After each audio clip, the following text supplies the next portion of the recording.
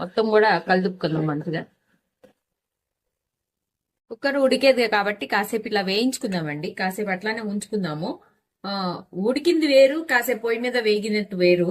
కాబట్టి కాసేపు వేయించుకున్న తర్వాత నీళ్లు పోసి మళ్ళీ ఉడకబెట్టుకుందామండి. కూరకు సరిపడా ఉప్పేసుకోండి.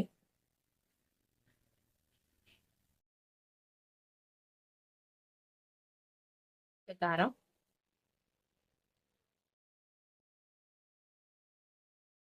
మంచిగా కలుపుకుందామండి.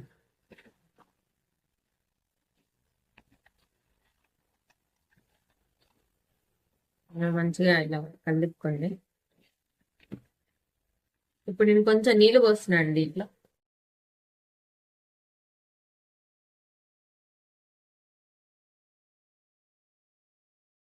కుక్కర్ కాబట్టి కొంచెం చాలండి, ఎక్కువ అక్కర్లేదు నీళ్లు.